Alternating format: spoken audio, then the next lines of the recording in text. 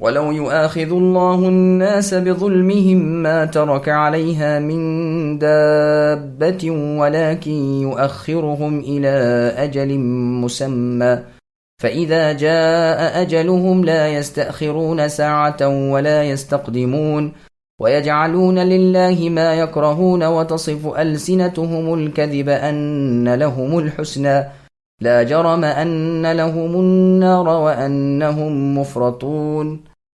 اور اگر لوگوں کے گناہ پر اللہ تعالیٰ ان کی گرفت کرتے رہتے تو روئے زمین پر ایک بھی جاندار باقی نہ رہتا۔ وہ اللہ تو انہیں ایک وقت مقررہ تک ڈھیل دیے ہوئے ہے، جب ان کا وہ وقت آ جائے گا پھر نہ تو ایک گھڑی کی دیر لگے گی نہ جلدی ہو۔ اپنے لیے جو مکر و فریب وہ رکھتے ہیں اللہ کے لیے ثابت کرتے ہیں، ان کی زبانیں جھوٹی باتیں بیان کرتی ہیں کہ ان کے لیے خوبی ہے، نہیں دراصل ان کے لیے آگ ہے، یہ دوزخیوں کے پیش رو ہیں۔ سامعین، اب ان آیتوں کی تفسیر سماعت کیجیے۔ اللہ تعالیٰ کا کرم کے گناہ پر فوری گرفت نہیں کرتے۔ اللہ تعالیٰ کے حلم و کرم، لطف و رحم کا بیان ہو رہا ہے کہ بندوں کے گناہ دیکھتے ہیں اور پھر بھی انہیں مہلت دیتے ہیں۔ اگر فوراً ہی پکڑے تو آج زمین پر کوئی چلتا پھرتا نظر نہ آئے۔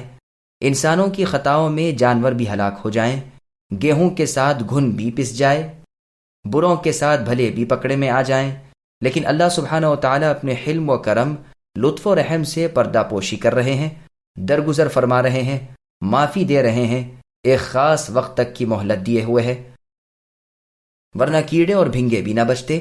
بنی آدم کے گناہوں کی کثرت کی وجہ سے عذاب الہی ایسے آتے کہ سب کو غارت کر جاتے۔ اپنے لیے یہ ظالم مشرکین لڑکیاں ناپسند کریں، شرکت نہ چاہیں اور اللہ کے لیے یہ سب روا رکھیں، پھر یہ خیال کریں یہ دنیا میں بھی اچھائیاں سمیٹنے والے ہیں، اور اگر قیامت قائم ہوئی تو وہاں بھی بھلائیاں ان کے لیے ہے۔ یہ کہا کرتے تھے کہ نفع کے مستحق اس دنیا میں تو ہم ہیں، اور صحیح بات تو یہ ہے کہ قیامت تو آنی نہیں، بالفرض آئی بھی تو وہاں کی بہتری بھی ہمارے لیے ہی ہے۔ ان کفار کو عنقریب سخت عذاب چکھنے پڑیں گے۔ ہماری آیتوں سے کفر، پھر آرزو یہ کہ مال و اولاد ہمیں وہاں بھی ملے گی۔ سورہ کہف میں دونوں ساتھیوں کا ذکر کرتے ہوئے آیت نمبر 50 میں اللہ نے فرمایا کہ وہ ظالم اپنے باغ میں جاتے ہوئے اپنے نیک ساتھی سے کہتا ہے کہ میں تو اسے ہلاک ہونے والا جانتا ہی نہیں، نہ قیامت کا قائل ہوں، اور اگر بالفرض میں دوبارہ زندہ کیا گیا تو وہاں اس سے بھی بہتر چیز دیا جاؤں گا۔ کام برے کریں، آرزو نیکی کی رکھیں، کاٹے بوئیں اور پھل چاہیں۔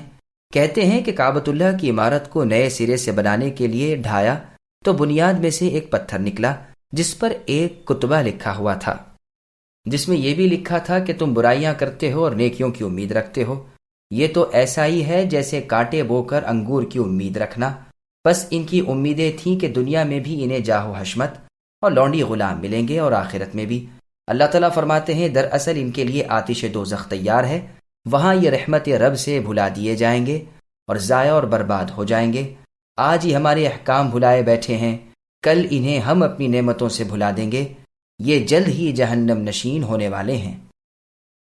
تالله لقد أرسلنا إلى من قبلك فزين لهم الشيطان أعمالهم فهو وليهم اليوم ولهم عذاب أليم وما أنزلنا عليك الكتاب إلا لتبين لهم الذي اختلفوا فيه وهدى ورحمة لقوم يؤمنون والله أنزل من السماء ماء فأحيا به الأرض بعد موتها إن في ذلك لآية لقوم يسمعون وإن لكم في الأنعام لعبرة نسقيكم مما في بطونه من بين فرث ودم لبنا خالصا سائغا للشاربين ومن ثمرات النخيل والأعناب تتخذون منه سكرا ورزقا حسنا إن في ذلك لآية لقوم يعقلون۔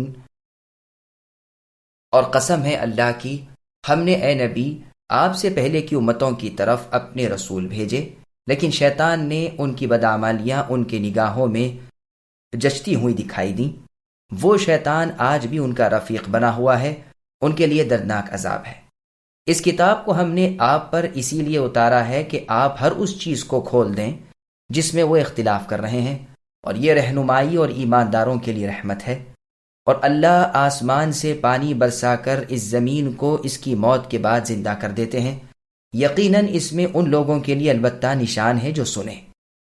تمہارے لیے تو چوپایوں میں بھی بڑی عبرت ہے کہ ہم تمہیں اس کے پیٹ میں جو کچھ ہے اسی میں سے گوبر اور لہو کے درمیان سے خالص دودھ پلاتے ہیں جو پینے والوں کے لیے سہتا پچتا ہے، اور کھجور اور انگور کے درختوں کے پھلوں سے تم شراب بنا لیتے ہو، اور حلال اور عمدہ روزی بھی۔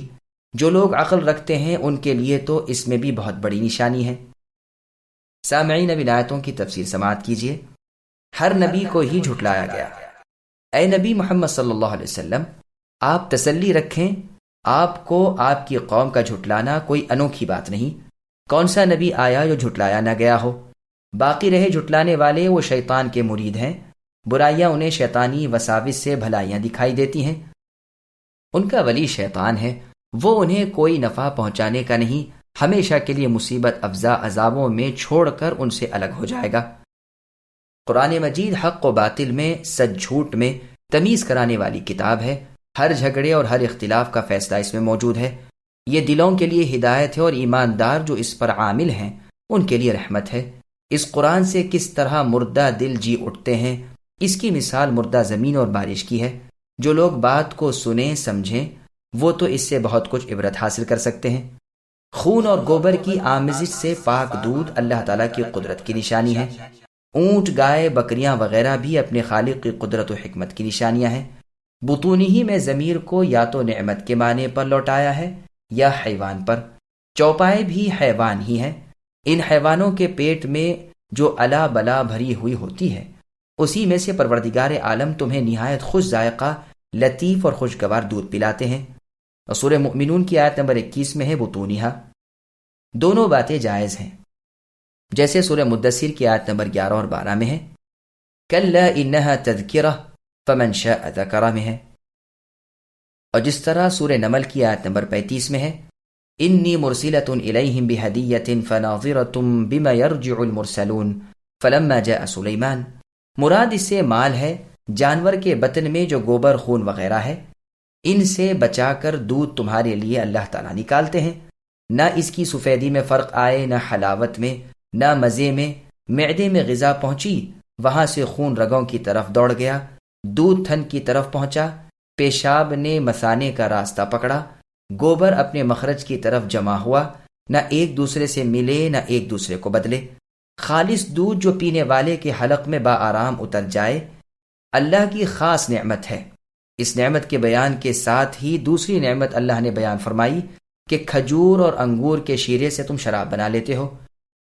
یہ آیت شراب کے حرام ہونے سے پہلے کی ہے، اور اس سے معلوم ہوتا ہے کہ ان دونوں چیزوں کی شراب ایک ہی حکم میں ہے، جیسے مالک، شافعی، احمد رحمہم اللہ اور جمہور علماء کا مذہب ہے۔ اور یہی حکم ہے اور شرابوں کا جو گیہوں، جو، جوار اور شہد وغیرہ سے بنائی جائیں، جیسے کہ احادیث میں مفصل آ چکا ہے۔ یہ جگہ اس کے بست کی نہیں۔ خشک کھجوریں، کشمش وغیرہ، اور نبیذ شربت بنا کر، سرکہ بنا کر، اور ہر طرح۔ پس جن لوگوں کو عقل کا حصہ دیا گیا ہے وہ اللہ کی قدرت و عظمت کو ان چیزوں اور ان نعمتوں سے بھی پہچان سکتے ہیں۔ دراصل جوہر انسانیت صحیح عقل ہی ہے۔ اسی کی نگہداشت اور نگہبانی کے لیے شریعت مطہرہ نے نشے والی شرابیں اس امت پر حرام کر دیں۔ اسی نعمت کا بیان سورہ یاسین کی آیت نمبر 34 میں بھی اللہ نے فرمایا، وَجَعَلْنَا فِيهَا جَنَّاتٍ مِّن نَخِيلٍ الآیہ۔ اس میں ہے یعنی زمین میں ہم نے کھجوروں اور انگوروں کے باغ لگا دیے اور ان میں پانی کے چشمے بہا دیے تاکہ لوگ اس کا پھل کھائیں۔ یہ ان کے اپنے بنائے ہوئے نہیں، کیا پھر بھی یہ شکر گزاری نہیں کریں گے؟ پاک ذات ہے وہ جس نے زمین کی پیداوار میں اور خود انسانوں میں اور اس مخلوق میں جسے یہ جانتے ہی نہیں ہر طرح کی جوڑ جوڑ چیزیں پیدا کر دی ہیں۔